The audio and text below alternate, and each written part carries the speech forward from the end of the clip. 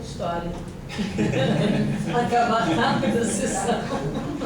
Ah, mas pode durar 2 horas. Até pode, mas é mais O paciente sai de difícil. uma sessão dessa. Hã? O paciente sai de uma sessão dessa. Pensativo, que é o objetivo. É que tu pense e tu acesse as camadas mais profundas do O paciente autoconhecimento. não sabe da técnica. Às vezes sai até com a raiva terapeuta. Exato. Cortou na hora que precisava. Não volta mais. Não volta mais. Né? Mas aí vai trabalhar aquele aspecto. Depois, na próxima sessão, por que você não voltou, por que você ficou chateado, e aí vai acessar outras camadas do inconsciente, e assim por diante. Ele é o sujeito a refletir sobre aquilo que ele estava falando com uma sensação mais profunda. O segundo grupo faz justamente uma crítica ao primeiro. Pega justamente, como eu falei, o ponto que é a parte motora, né? Você é uma máquina biológica, o comportamental enxerga que nós somos máquinas biológicas e que respondemos a estímulos do meio. Vocês já viram um exemplo dos 3 macacos na jaula? Que os macacos levam choque? Esse vocês já viram. Todo mundo já viu? Não? Se foi feito um experimento, se colocou 3 macacos numa jaula, uma escada e umas bananas penduradas. O primeiro macaco sobe na escada, toca na banana e dispara um choque em quem está no chão, nos outros 2. Isso acontece uma vez, aí sobe outro macaco, dá choque nos outros 2, sobe outro macaco, dá choque nos outros 2, até que daqui a pouquinho o macaco tenta subir, os outros 2 pegam nele e não deixam ele subir ou senta um sarrafo, não vai fazer isso. Já viram isso, não? Já. Sobe, aí isso se cria uma instituição, isso fica registrado ali dentro da gaiola, e se troca um macaco. Se põe um macaco novinho lá dentro. Um só novo. 2 estavam lá e um novo. Um macaco tenta subir, e o que os outros 2 fazem? Dali, ó. Dão uma surra nele. Ele tenta subir, leva uma surra, tenta subir, leva uma surra, ele não sobe mais. A partir daí os 3 estão no chão de novo. Troca mais um, acontece a mesma coisa. Troca o último. Tem 3 macacos que nunca levaram choque na vida. Um tenta subir e toma a surra dos outros. Ou seja... Aquela história antes, que o animal não pensa, e aí? Tá, chegamos lá. Isso é perfeitamente a visão dos comportamentais. O meio determina muito como a gente vive em sociedade. E por muito tempo foi assim. Nossos conceitos atuais... Deixa eu dizer uma coisa importante, que eu esqueci de falar. Eu botei a palavra influência psicanalítica, porque essas terapias, todos esses pensamentos, atualmente eles permeiam várias abordagens. É raro encontrar um terapeuta ou uma linha de terapia que se encaixa só num exemplo. Então, várias abordagens adotam esse tipo de pensamento para alguma análise específica, para uma ou outra. Ok? Isso é importante. Tem um exemplo que eu costumo falar no reconhecimento do sujeito, não sei se você lembra, do cachorrinho que dança no circo. Que o cachorrinho, você olha assim dançando no circo, coloca uma roupinha no cachorrinho e você diz que gracinha, coloca a música e o cachorrinho dançando. Como é que ele foi condicionado, o comportamento dele, como foi? Coloca-se uma música para tocar e coloca o cachorro em cima de uma chapa quente. Então, enquanto a música toca, ele fica saltitando na chapa, porque ele está levando o quê? Ou choque, mas no caso seria uma chapa quente, queimando as patas. Depois tira-se a chapa quente e toda vez que ele escuta aquela música, ele revive a chapa quente. Então, o medo de falar em público, por exemplo, também tem a ver com isso. Porque, como muitos outros medos na vida, o sujeito, em determinada situação, ele ouviu uma fala ou ele foi condicionado, ele levou uma bronca e ele começa, o comportamento dele vai sendo de acordo com os estímulos que ele recebe. Um moleque na pré-escola, né, tá sentadinho lá, ele começa a conversar, ou quer falar alguma coisa, professora, cala a boca, moleque. Né, que fica lá aquela cara e começa a ficar cada vez mais travado E problemas sérios são desenvolvidos nas pessoas por isso. Exatamente. Me lembro que nós tivemos aqui uma criança, há muito tempo, que ela não queria comer, ela tinha 6 anos de idade. E a mãe trouxe ela aqui que ela estava com um problema na escola. E aí, todo dia na hora do almoço, a mãe pegava o cinto para a criança comer, para ameaçar a criança. Ou ela comia ou ela apanhava. E a coisa foi tão séria que depois a criança passou a chegar na hora do almoço, pegar o cinto da mãe. O que estava acontecendo? Ela estava sendo condicionada já a desenvolver o caráter masoquista, que é o prazer no sofrimento. Então, o nosso comportamento, dependendo dos estímulos e da relação estabelecida com o outro, vai desenvolvendo determinados traços até doentios no Nós discurso. temos um caso aí recente, muito recente. O William Bonner, às 8h30, ficava falando: fora Dilma, fora Dilma. Às 10 da noite, as pessoas iam para a rua fazer passeata Com certeza, isso é altamente influenciado. Ah. Então, os comportamentais, eles negam esse lado da psicanálise, eles dizem que só efeitos observáveis são passíveis de estudo científico, e o comportamento é condicionado pelo ambiente. Como nós estamos e como nós agimos, faz toda a diferença em como outras pessoas vão agir. Então eles conseguem fazer métodos observacionais, é bastante fácil de transformar isso em ciência, analisam esses reforços positivos e negativos do meio. Se eu chego aqui e está todo mundo prestando atenção, eu fico feliz e me dá vontade de falar em público. Se eu chego aqui e tem um dormindo, um deitado, automaticamente eu começo a ficar cada vez mais frustrado com a minha palestra.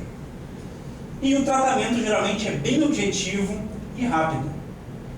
E eu trouxe 2 abordagens com exemplos de influência, ok?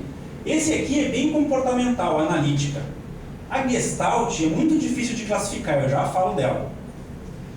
A analítica comportamental é a mais direta, realmente é comportamental quase na veia. Então ele monitora e tenta modificar essas relações da pessoa com o meio. Por exemplo, tenho medo de elevador. Alguém aqui tem fobia? Medo de elevador? Medo de quê? Aranha. Literalmente o terapeuta te pegaria pela mão, literal, te jogaria dentro do elevador, apertaria em todos os botões e dizia: fica aí. E cheio de areia. No caso dela, ia botar umas aranhinhas lá e dizer: vai ficar aí agora. É mais ou menos isso.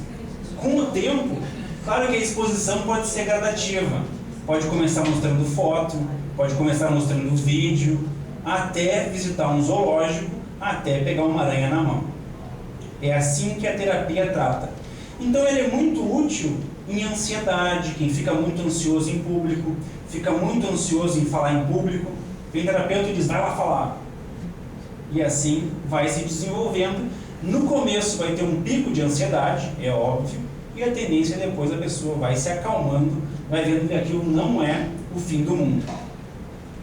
Serve para fobia social, depressão, alguns problemas bem focados. Esse tipo de tratamento funciona muito bem. E geralmente o tratamento é bastante curto. Em questão de 1 ano a pessoa já sai com aquele problema específico solucionado. A Gestalt tem influência comportamental, mas ela é muito difícil. Naquela lista que eu passei no começo de abordagens, a Gestalt seria uma fila de fora, assim, ela chega numa outra abordagem. Tá ruim de enxergar o slide? Dá para desligar as lâmpadas do fundo? O contraste não tá legal. Esse contraste aqui, Ela bate muito no olho. você pode Dá para baixar, desligar as mas lâmpadas? não é lâmpada. Acho que essa é da diámetro. Pode desligar atrás também. Não, mas tá Agora bom. já. Acho que já tá Dá bom. para ver. Para mim tá ótimo. Tudo bem para vocês? Tá. Melhorou? Bom. Tá ótimo. A Gestalt, ela é uma síntese, então, de vários elementos. Eu acabei colocando ela como de influência comportamental, porque ela se preocupa justamente da relação da pessoa com o meio. Ela enxerga... Tem 2 coisas muito interessantes sobre a Gestalt. Alguém já trabalhou com Gestalt terapia? Já. Já? Eu achei essa terapia muito fantástica mesmo, assim, tem conceitos, a filosofia por trás dela é muito interessante. Ela trabalha com uma coisa importante, é a questão da borda da pessoa. Essa relação que a pessoa tem com o meio faz muito sentido na Gestalt. Sabe aquela sensação que a gente tem de ficar estagnado?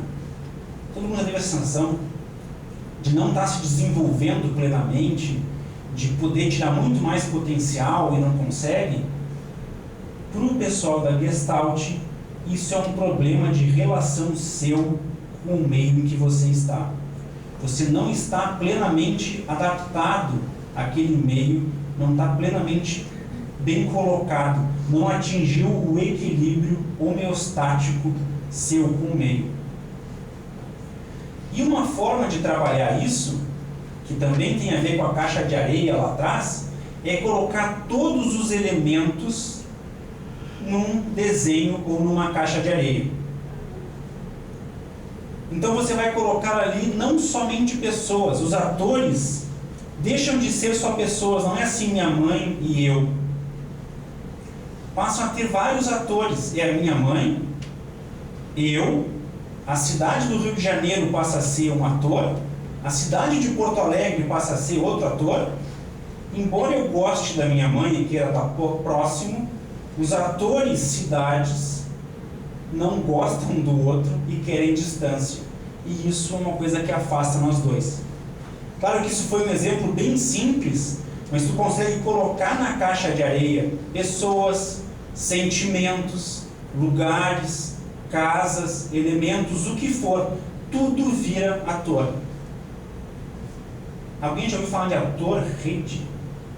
Eliciana, já ouviu falar de ator-rede? É um sistema parecido, ok? Achei que fosse ajudar. Então, todos esses elementos são colocados e desenhados, então fica muito fácil para a pessoa saber o que está acontecendo com ela naquele momento. O que está dificultando ou facilitando as relações dela com o meio. O que dificulta o trato com meu pai? O que dificulta o trato com meu namorado? Ficam todos os elementos à mostra ali na caixa.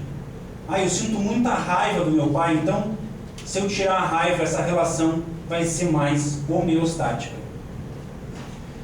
E outra coisa que parece bastante engraçada, mas que faz todo sentido, a terapia freudiana, o terapeuta sentado no divã, o paciente no divã e o terapeuta de costas, não permite uma total tradução, por essa teoria, do que a pessoa está sentindo. A pessoa pode estar tremendo e falando para o terapeuta, não, está tudo bem, eu estou tranquilo aqui no palco, não estou nervoso, não, eu gosto. Ou pode estar chorando e dizendo, não, minha mãe morreu, mas eu não me importei muito. A Gestalt é uma que entra com esses elementos. O terapeuta senta de frente e enquanto o paciente fala, o terapeuta fica avaliando o movimento de mão, bocejo, nervosismo, ansiedade, suor e assim por diante, para saber se o que ele fala condiz ou quão importante o que ele fala se relaciona com o que está sendo, a intensidade do que ele fala, seria a melhor palavra. Alguma sugestão sobre Gestalt? Uma colocação? Ficou bom? O terapeuta da Gestalt, ele vai observar todos os detalhes, todo tipo de expressão, tudo contribui para aquela análise, para o trabalho concreto.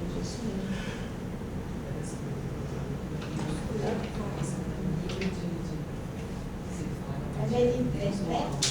E até para perceber até onde ele vê a realidade, porque o ser humano ele tem aquilo que você fez ali, aquelas sinapses no cérebro, e nós ficamos com uma série de registros no cérebro que nós vamos adquirindo com o convívio com o meio.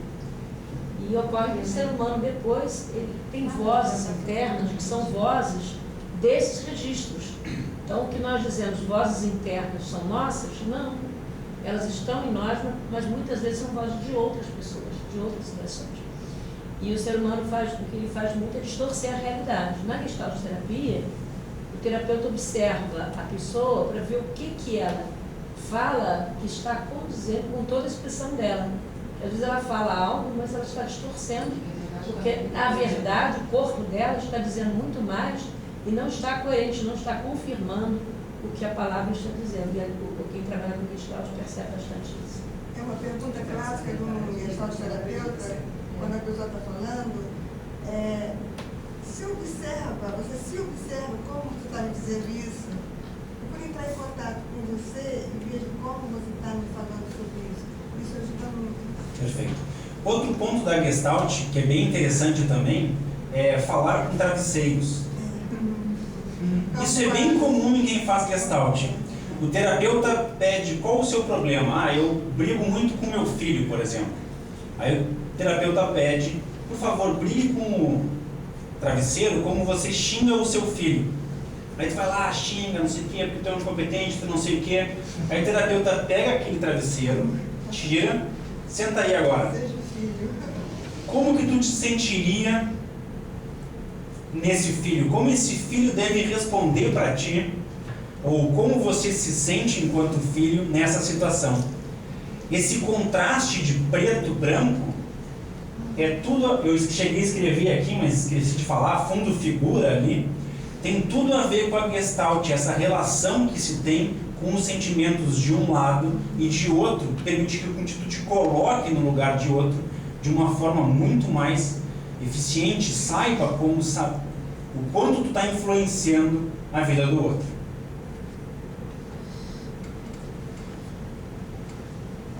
Bom, além dos comportamentais, que eu estava falando do comportamento, alguns terapeutas perceberam que o ser humano não é como os animais. Depende muito de como ele percebe. Eu cheguei a tratar isso com vocês antes, a questão dos dois, do casal que brigou. Mas pode ser muito bem um acidente de carro. O carro capota, batem dois carros, das pessoas sai desesperada, meu Deus, meu pai vai me matar. E outro, no outro carro, sai bem feliz.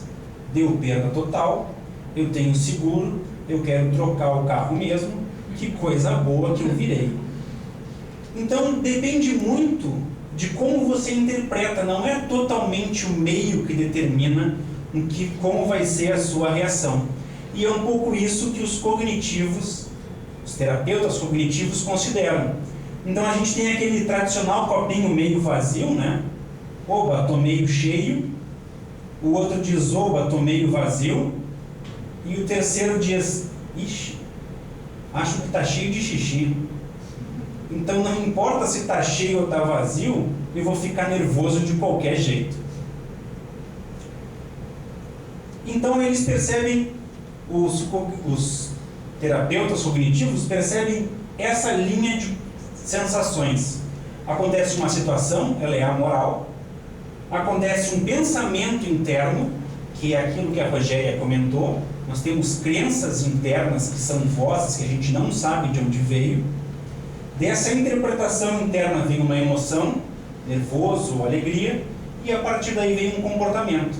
Vou sorrir, vou falar alto, vou falar baixo, vou chorar e assim por diante. E uma coisa importante aqui é que esse pensamento interno, o nosso cérebro, ele é um péssimo matemático. Ele não trabalha com números. Não importa quantas pessoas digam para vocês que vocês são lindos, ou que vocês são inteligentes, ou que vocês são educados.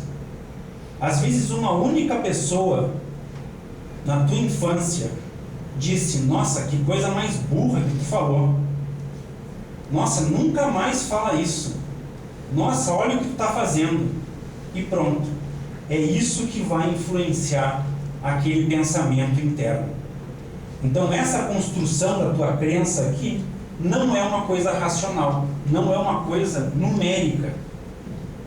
E isso é uma coisa que principalmente a terapia cognitiva comportamental tenta desfazer. A gente fica com uma crença interna geralmente binária, sou bom ou sou ruim, só faço besteira ou só faço coisa certa. E ela vai te instruir a observar quantas vezes vocês acertam para quantas vezes vocês erram. Eu estou dando a palestra aqui, a maioria está prestando atenção. Aí tem alguém dormindo lá no fundo. E eu penso, não tem, é só brincadeira. E eu penso, a palestra está chata. Embora todos os outros estejam atentos ao que eu estou falando. E a terapia comportamental vai dizer, existem aquelas pessoas que talvez estejam com sono, tiveram insônia, não conseguiram dormir direito, mas a grande maioria está prestando atenção. Eu vou continuar a minha palestra calmamente como eu devia falar. E uma outra terapia que eu trouxe cognitiva tem mais a ver com concursandos. Aqui ninguém deve ter problema mental. Assim, duro, por exemplo, Alzheimer, AVC ou coisas desse tipo. E eu trouxe para os concursandos, mas eu não vejo nenhum aqui. É a terapia cognitiva construtivista. Eles trabalham junto com psiquiatras, geralmente, e eles realmente turbinam o cérebro. Não só com medicamentos, mas medicamentos, caso necessário, no caso de Alzheimer, por exemplo, mas também com jogos, com palavras cruzadas, com memórias, de modo a potencializar a memória, potencializar o raciocínio, potencializar a mente humana por uma tarefa específica. E nos dois casos, as terapias costumam ser curtas. Claro que essa aqui, caso seja uma lesão mesmo, costuma levar a vida inteira. Alguém já teve contato com uma das duas terapias? Qual delas? A cognitiva comportamental. Como foi? Olha, eu até estou querendo voltar, porque, digamos assim, não teve uma alta ainda. Eu dei uma parada e tudo, mas eu tenho vontade de voltar, mas valeu muito a pena, eu gostei. Foi bom, né? Foi. Esse questionário que eu entreguei para vocês é da terapia cognitiva comportamental.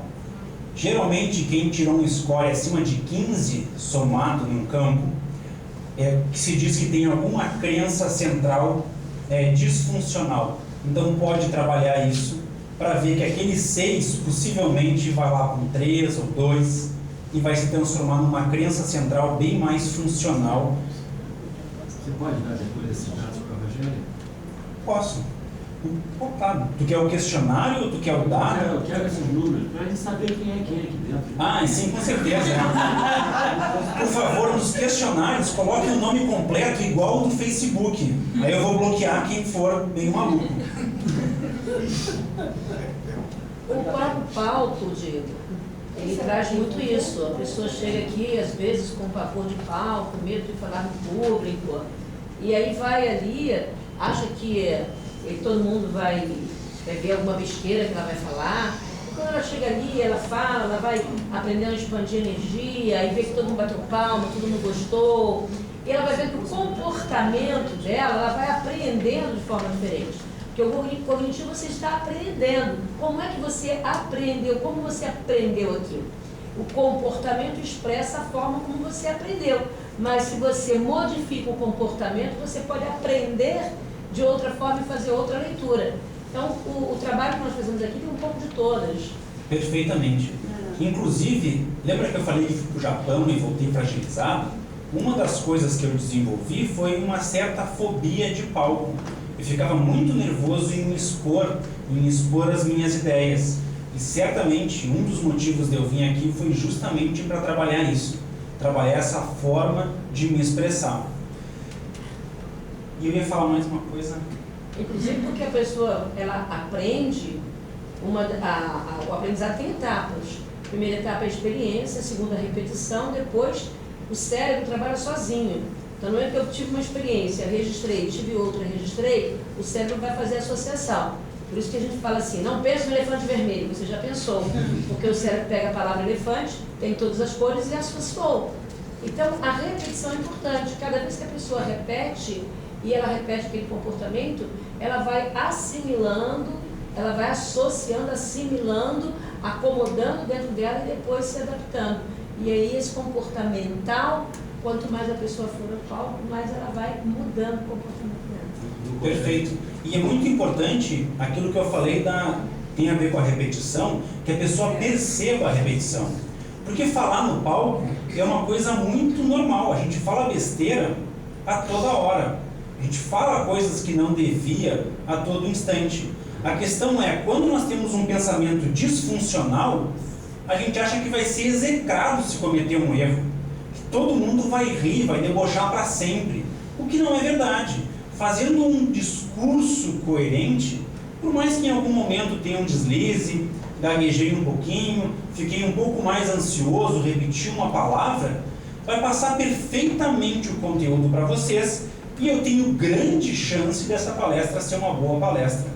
Então a forma como você percebe esses detalhes faz toda a diferença para essa cognitiva comportamental.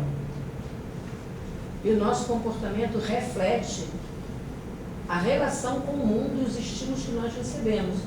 Então, às vezes a pessoa foi ameaçada, ouviu palavras, você vai apanhar, vai ficar de castigo, só abre a boca e fala besteira, não vai falar bobagem. Enfim, são tantas palavras. Você quer já está errado. E aí tudo isso vai ficando nas sensações corporais. Quando não tem, inclusive, a criança que apanha. Então, ela traz no corpo o registro daquela sensação ou daquelas sensações daqueles momentos. E aí a atitude dela em relação a alguma coisa será nada mais, nada menos do que retratando aqueles registros que estão nas suas células. E geralmente, pais que falam isso para crianças, eles falam tanto para um lado quanto para o outro. Tu só fala besteira, moleque. Aí passa um dia, dois, tu não vai falar nada. Aí passa mais um tempo, pô, que besteira isso que tu disse. E assim por diante. Geralmente é o pai que tem algum problema, ele não sabe bem como se resolver naquela questão, e não importa o que a criança fizer, vai se sentir incomodado. E aí a criança, claro, nasce cheio de problemas e não consegue se comportar direito no meio, até porque ela não foi ensinada como perceber essas coisas diferentes. Não tem referência. Não tem referência, O exatamente. filho deve revidar então, pai, né? Oi? O filho deve revidar, né? Não, eu não diria isso. Depende da abordagem terapêutica. Ele poderia falar se tivesse a consciência e a sabedoria da... Eu vejo, Diego, que o importante, aí entra o Reich, eu acho fantástico o Reich. O importante não é o meu pai, nem é a minha mãe. Os pais de qualquer estado ou de qualquer país produzem sensações nos filhos. E não só os pais, como os amigos, os professores. O detalhe é o sujeito aprender nas escolas desde cedo como que ele lida com as frustrações e com as sensações desagradáveis. Porque ele precisa sair desse lugar da frustração e se colocar no lugar de maior segurança e maior prazer. E o sujeito não aprende a fazer isso. Hã? Ele tem que dar sorte de achar um lugar que possa proporcionar isso para ele também. Não, quando ele aprende como que ele funciona, ele consegue fazer isso. O nosso trabalho aqui fala muito sobre isso. Aí o sujeito, ele não fica dependendo e para de culpar o outro, porque sofrer efeitos nós sofremos sempre. O detalhe é, se eu sofro efeito, eu fico no lugar do sujeito passivo, eu vou reclamar e choramingar a minha vida inteira. Eu preciso sair desse lugar, ter voz ativa comigo e mudar meu comportamento. Esse é o exemplo perfeito de um pensamento da terapia humanista. É exatamente isso. Se eu consigo ter... Nós aqui somos humanistas. Nós somos humanistas. Se para cada ação humana usar